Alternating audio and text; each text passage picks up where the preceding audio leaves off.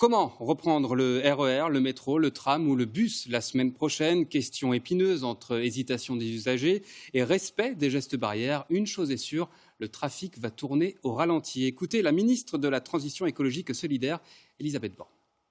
Dans les scénarios qui doivent être maintenant tranchés rapidement, dans certains cas, on n'exclut pas de fermer certaines stations, certaines correspondances, pour pouvoir s'assurer effectivement que le flux d'entrée dans les transports en commun est bien maîtrisé. Plus on a de stations ouvertes, plus ça suppose effectivement des moyens pour les contrôler. Il y a d'autres scénarios dans lesquels il y a moins de stations ouvertes avec moins de moyens et ceci doit être tranché. On retrouve en direct Grégoire de Lasteyrie, conseiller régional en charge des nouvelles mobilités. Bonsoir. Bonsoir. Franchement, on imagine mal des distances de sécurité dans des RER et des métros aux rames bondées. Comment vous envisagez ce retour du trafic avec la RATP et la SNCF ? Alors, évidemment, ce qui est certain, c'est que la manière de se déplacer à partir du 11 mai ne sera pas la même que celle avant le confinement. Parce que, évidemment, la capacité d'emport des transports en commun sera plus faible. Et donc, il faut évidemment privilégier, pour ceux qui le peuvent, le télétravail. Ça, c'est la première règle. Et pour ceux qui doivent se déplacer, on est en train de travailler au niveau de la région Île-de-France avec les employeurs pour lisser les horaires et étaler les horaires sur le matin pour ne pas tout concentrer le matin et le soir aux heures de pointe, pour justement permettre une capacité d'emport meilleure des transports en commun. Maintenant, l'objectif, c'est vraiment de pouvoir réussir à ouvrir toutes les stations. On a réussi parce que le Conseil régional et Île-de-France Mobilité s'est mobilisé de ne fermer aucune station pendant la période du confinement. Je crois qu'il serait très difficilement compréhensible d'avoir des stations fermées au début du déconfinement. En tout cas, les temps d'attente aux stations seront plus longs, des stations qui seront peut-être fermées. On imagine que beaucoup d'usagers vont en tout cas préférer la voiture.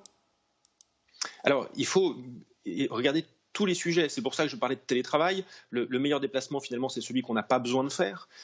Ensuite, prendre les transports en commun, oui. Si on peut éviter l'heure de pointe, c'est mieux. Si on doit prendre un moyen pour se déplacer, il y a la voiture. Il y a aussi le vélo. Et on travaille à un plan de RER vélo avec le collectif de Franciliens Île-de-France pour doubler le nombre de cyclistes en Île-de-France. Ça ne résoudra pas tous les sujets. Moi, je suis maire d'une commune en grande couronne, à Palaiseau.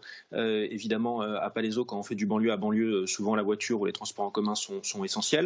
Et le vélo ne peut pas tout résoudre. Néanmoins, il faut vraiment multiplier les propositions faites aux franciliens qui vont devoir se déplacer pour réussir à rendre ce retour dans les transports le moins catastrophique possible. Mais oui, ça sera très difficile. Il y aura probablement des temps d'attente longs. Et je reviens sur le port du masque qui donc sera obligatoire dans les transports et sur lequel on souhaite qu'une verbalisation puisse être mise en œuvre si cela devait être nécessaire. Justement, en quelques mots, qui va verbaliser? Des policiers, des agents de la RATP? Alors, on souhaite que les contrôleurs de la RATP et de la SNCF puissent verbaliser, mais il faudra probablement étendre. Tout cela, aujourd'hui, la loi ne le permet pas, donc ça devra faire partie des précisions que le gouvernement doit faire dans les tout prochains jours. Merci beaucoup Grégoire de Lasteyrie d'avoir répondu à nos questions ce soir. On en parlait, la solution peut-être pour désengorger notamment le trafic du RER A et la ligne 1 du métro, c'est le vélo. Des pistes cyclables temporaires vont voir le jour partout dans la région. Florent Carrière et Gilles Bezou ont assisté aux premiers travaux d'aménagement ce matin à Saint-Mandé dans le Val-de-Marne. Regardez. À côté de la porte de Vincennes, la peinture est encore fraîche. Marquage au sol jaune, séparateurs verticaux et une largeur de 2,50 m en moyenne. Voilà à quoi ressembleront les pistes cyclables provisoires du Val-de-Marne. L'objectif, c'est de sécuriser les vélos pour leur permettre de circuler, mais aussi pour les inciter à prendre la piste. Et ça permettrait justement à l'ensemble des cyclistes qui peuvent se diriger vers le château de Vincennes, par exemple, ou vers Paris, d'utiliser cet axe qui est direct et de le prendre en toute sécurité. D'ici lundi, le département du Val-de-Marne va réaliser 40 km de pistes cyclables sanitaires, au-dessus de la ligne 1 du métro, de la ligne 7, des RER ou encore de la ligne de bus TVM, l'une des plus fréquentées de la région.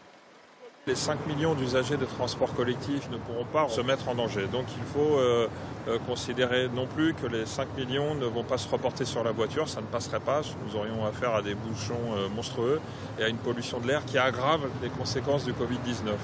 Dans la métropole du Grand Paris, plus de 100 km de pistes cyclables provisoires doivent voir le jour dans les prochaines semaines, en gris sur cette carte. Elles sont le fruit de discussions entre collectivités et associations cyclistes sous la houlette du préfet de région.